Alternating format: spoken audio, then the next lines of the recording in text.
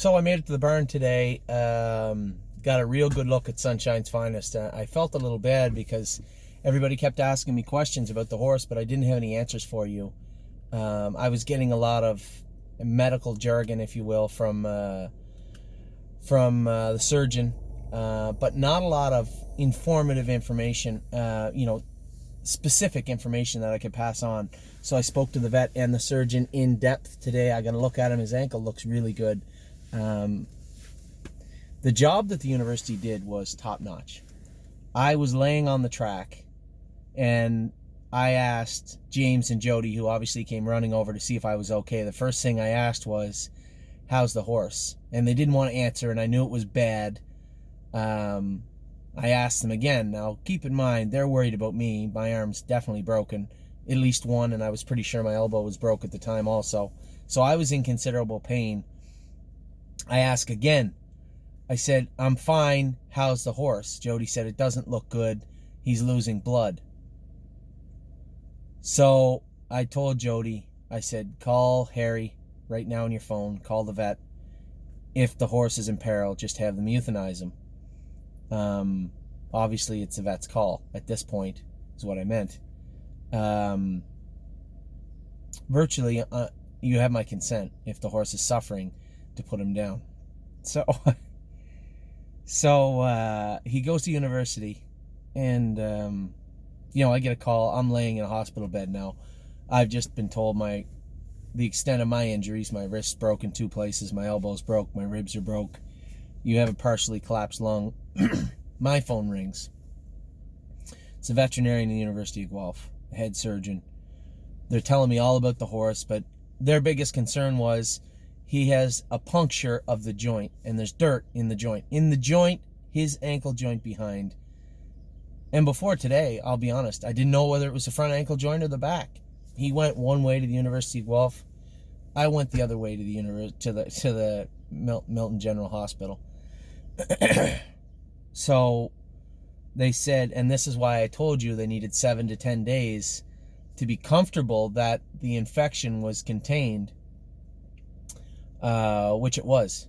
It appears, I don't want to jinx it, it appears it's been contained. And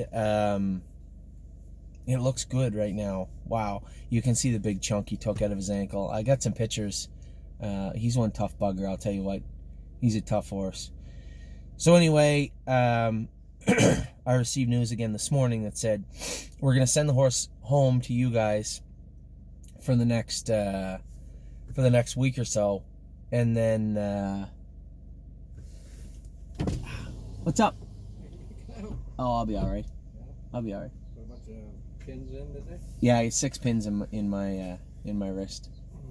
Yeah, I'll live. I'll be all right. You'll make it. Yeah, I'll be fine. Everything else good? Yeah, well, okay, I guess. Yeah, well, that's good. Yeah, how about you? Everything else, though, or just the wrist? No, I broke 2 ribs and a broken elbow, but I'm all right. Yeah, I'll be fine. I know you will. Yeah, I'll be It's fine. a matter of time. Yeah, time heals it all. Take care. Sorry. Guy asked me. Anyway.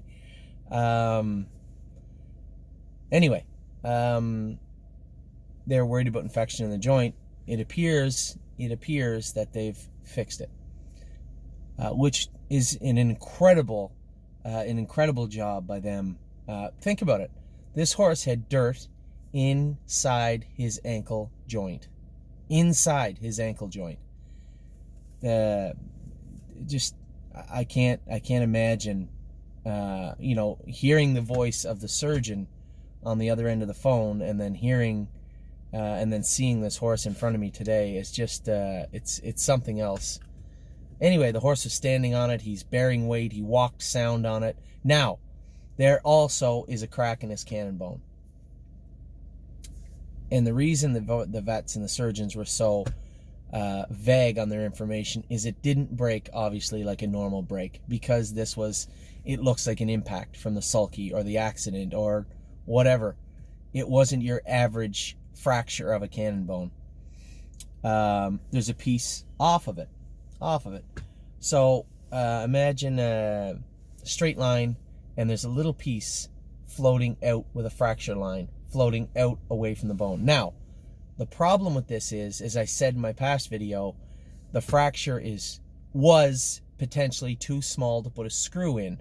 For those of you who remember the Good Horse, fastest horse in the world, he had screws in both his hind cannon bones. So this is a bone that can heal. The Good Horse at Tactor ended up, and it doesn't matter.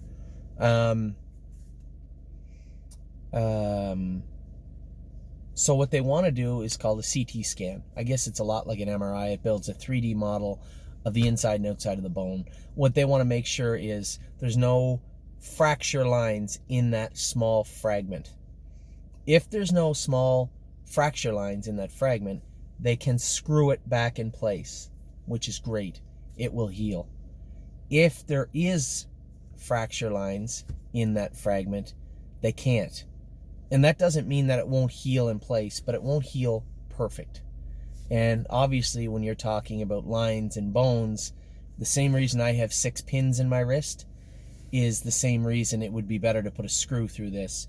They can align my wrist so that the fractures heal in a way where there's the least amount of arthritis will form during time. The same with this horse. If they put a screw in it, it sits back perfect. It will heal great. If it doesn't, it'll heal pretty good. Either way, I had asked the veterinarian, isn't it odd that he can stand on it perfectly and walk on it? He said, it's pleasing, to be honest. I'm happy that what I'm seeing is definitely optimistic. So he went from, Anthony, the infection in his joint, he'll likely get infection in his joint. And if he doesn't get infection in his joint, this fragment is a real problem. So 2 major issues, both potentially could be averted. Now, our bill for Sunshine's Finest at the university is hovering somewhere between $4,000 and $5,000 right now. Obviously a lot of money. The CT they want to do, which they have to do, is around $1,500, $1,600 more dollars. And if that CT comes back and they say the density in that bone is good, there's no fracture lines, we're putting a screw through it, at that point, our bill will end up being around another $3,000.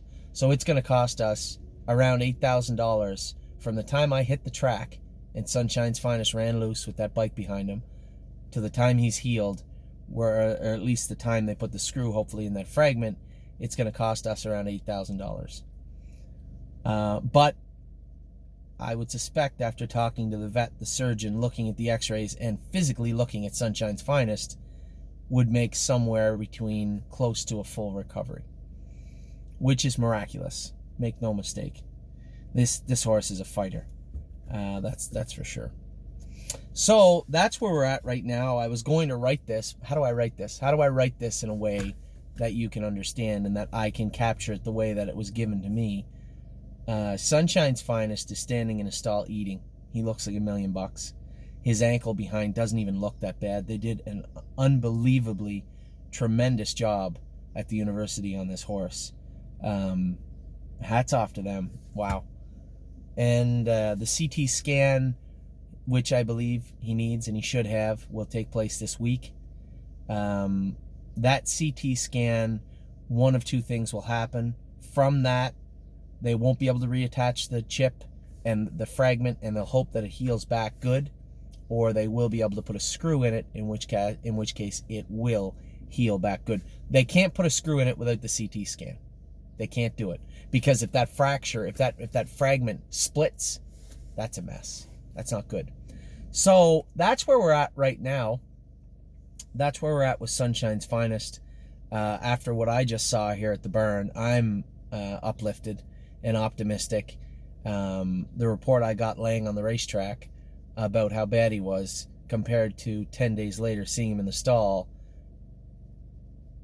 that's something else. I wouldn't have believed that if I had seen that right there. If you'd have told me this horse looked like that right there, I wouldn't have believed you. He looks a lot better than I do, put it that way. So that's where we're at with Sunshine's Finest. I wanted to make sure that I brought it to you, all the people that own him. I made this video at 2 o'clock. It's going to be going out to you this afternoon so that everybody can take a look at it, and they get a real feel for what we've gone through. Just a really odd month. We had a horse that almost had a heart attack. We had a horse's throat injured from a pimple. We had a horse break its tibia in the field playing. We had a horse in an accident. And me. So, very strange month. I'll be back to you guys soon. I thought it was important to make this video so everybody got a feel. I apologize, obviously. I know I apologize a lot for not keeping you guys. I feel that you're in the dark. When I can't take the time to update my own clients, it makes me feel that you're in the dark, which upsets me, and I want to make sure that I get as many videos. And my phone crashed. So, as I was saying, I want to make sure that I get all these videos out to you. It's very important to me.